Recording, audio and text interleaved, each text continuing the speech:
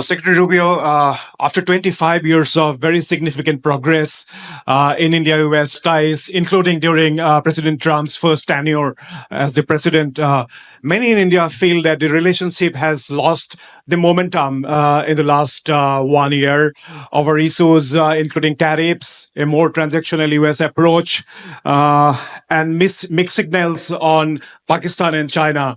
So how do you see these views and what is your administration doing to address these concerns about a slide in India-US relations? And to Foreign Minister Jaishankar, what are India's expectations from the Trump administration at this stage of the relationship when we are also facing the consequences of conflicts, geopolitical headwinds, especially on our energy security? Reza. Thank you for doing this. Question for Secretary Rubio. Here, Secretary Rubio. There are serious concerns in New Delhi over the U.S. Administration's renewed engagement with Pakistan, and especially Pakistan's military leadership, especially when there are concerns in this region about that military leadership's links with terrorism and also with regional instability. How would you reassure India that this new engagement is not at India's expense? And a question for the External Affairs Minister. I know you've kind of touched on this, but the Quad came together and positioned itself as a platform for coordination between four maritime democracies to work on the delivery of public goods across the Indo-Pacific. How much is this still relevant with the Trump administration? Now we go to the other side. Tom from BBC. Thank you very much. Tom Bateman from the BBC. Mr. Secretary, there's a lot of attention at the moment on how to end this war, but there is continued scrutiny on the way it began. Now, it was information about the whereabouts of the Supreme Leader that led to these, unprecedented strikes of unprecedented scale. That was a Saturday in Iran in the morning when millions of children were at school. Now, Admiral Cooper said last week, confirmed the timeline of the investigation into the Manab school strike. There is media analysis that 22 schools at least were damaged either that day or in the following weeks. What do you say to those who will accuse the administration of unleashing a reckless action because of when this war was begun? And Mr. External Affairs Minister, given how hard the energy crisis is currently hitting your country, did you discuss with your American counterparts further sanctions waivers, particularly on Russian oil and other oil purchases? Thank you. Mr. Eric. Thank you. Secretary Rubio, I'd like to ask you, there's been a lot of celebration of the role of the U.S. as the world's oldest democracy and of India as the world's largest democracy. As part of this discussion of democracy, what is your view on the continued discussion in the U.S. as to who won the 2020 U.S. election and those who continue to question the result that was certified by Congress? Is that appropriate, and is it appropriate for, or should all sides in democracies accept the results of elections?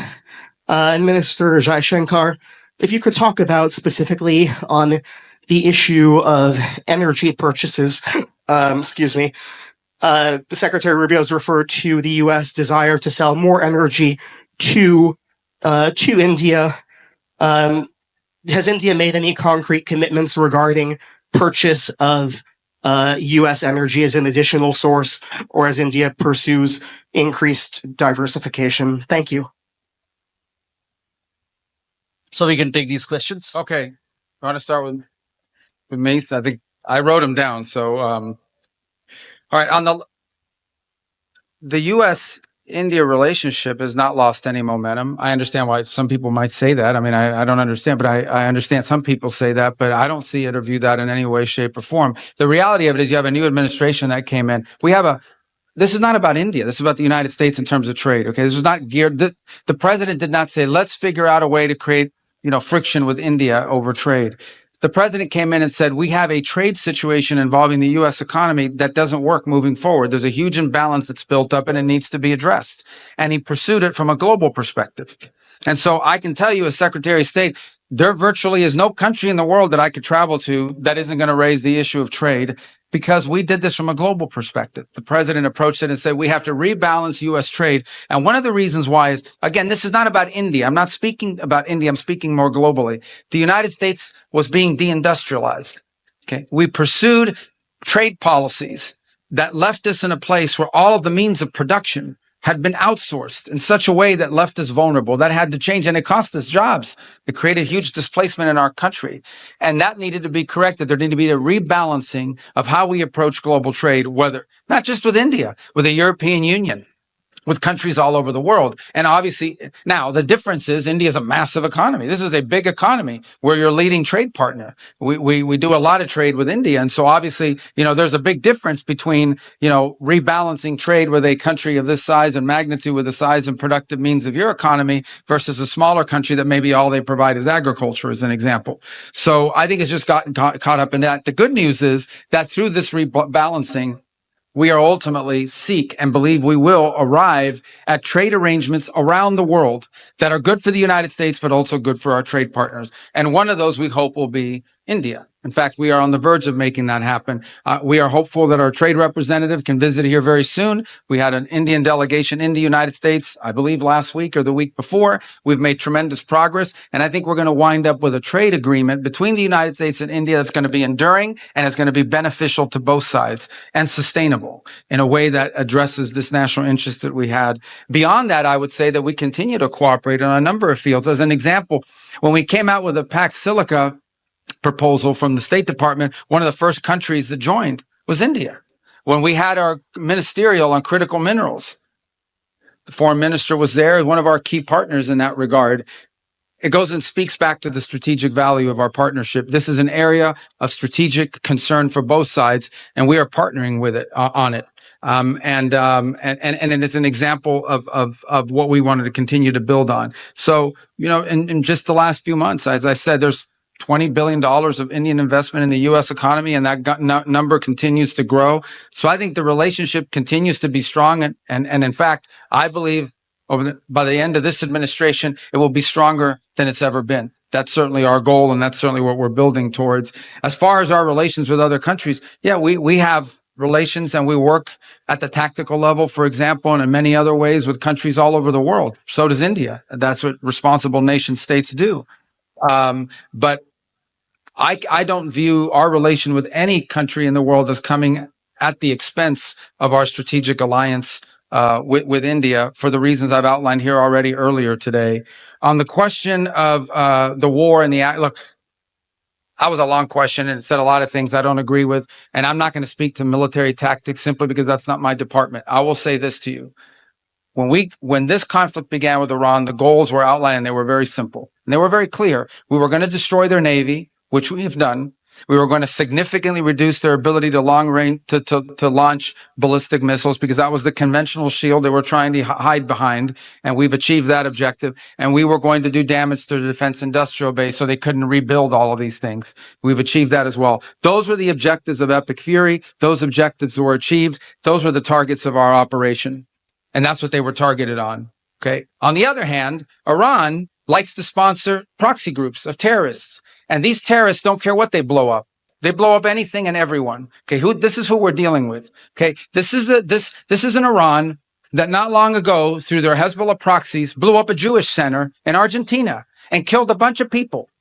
This is an Iran that innovated the use of roadside bombs that killed and maimed a bunch of people, including American servicemen, but a bunch of other people. This is an Iran that has organized the assassinations and the attempted assassinations of people all over the world, including, civilians and dissidents and people they don't agree with. There is no nation on earth that sponsors more terrorism than Iran.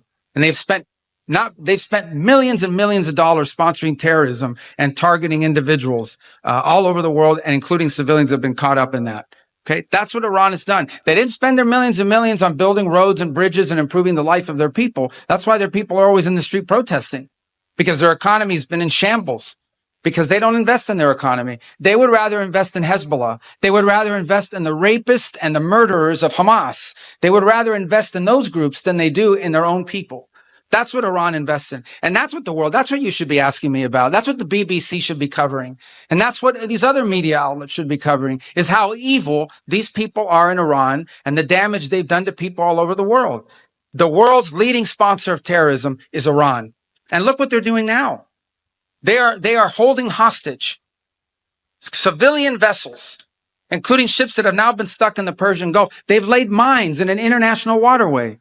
And yet, despite all of that, the United States remains committed to finding a diplomatic solution to this crisis.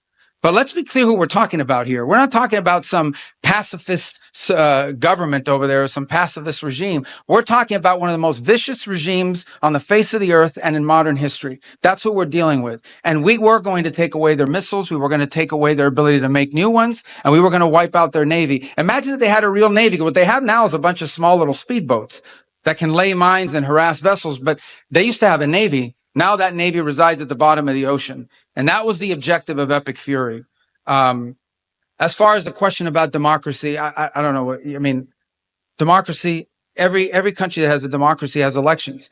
And in I've been involved, I've seen elections in the United States where Democrats, I remember the lady from Georgia who lost her election in Georgia and said it was stolen from her.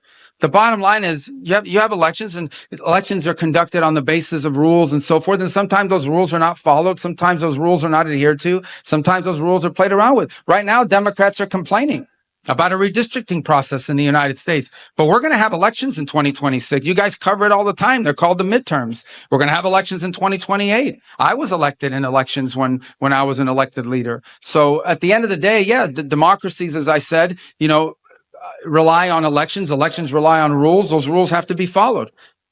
But at the end of the day, these are enduring democracies. I can tell you this, the leaders that are in the United States right now, President Trump was elected.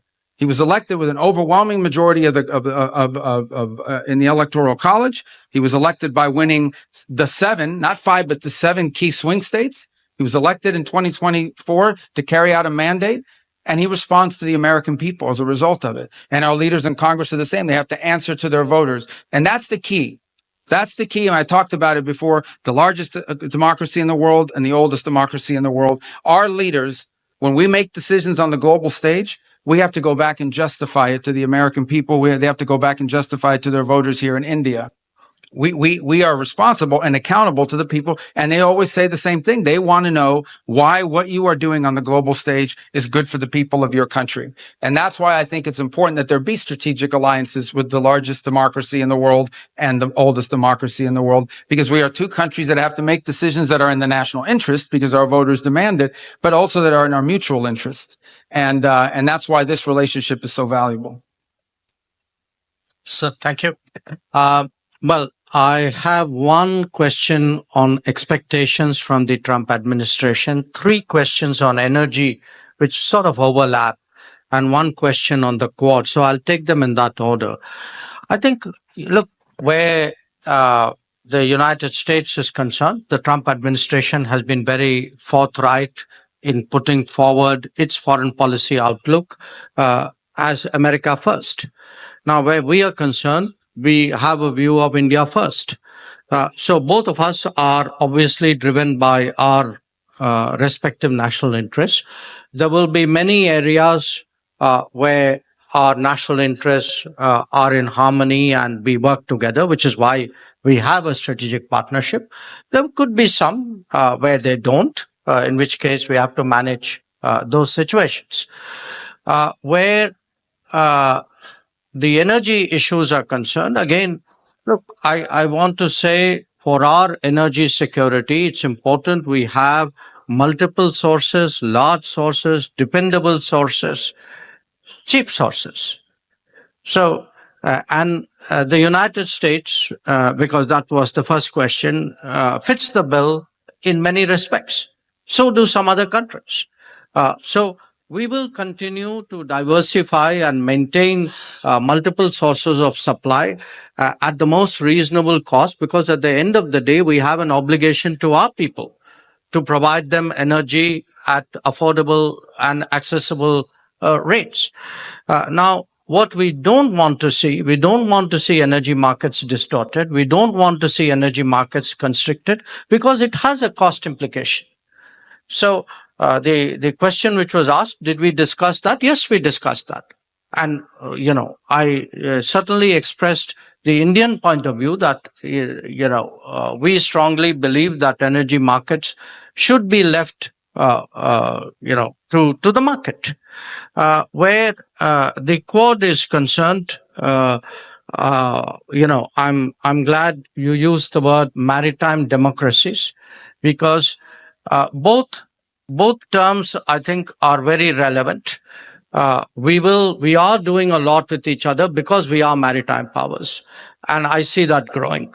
And we are doing a lot with each other because we are democratic powers who have a certain way of doing things, who have a certain belief system, who have certain practices.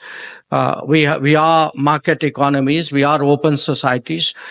We want business to be conducted and life to run on the basis of international law and market practices. So for us, particularly in the Indo-Pacific, which, as I've already stated, I see as gaining in importance in salience in the coming days, it's very important that the Quad cooperation as maritime democracies continue, and that is exactly what you will see 2 days from now.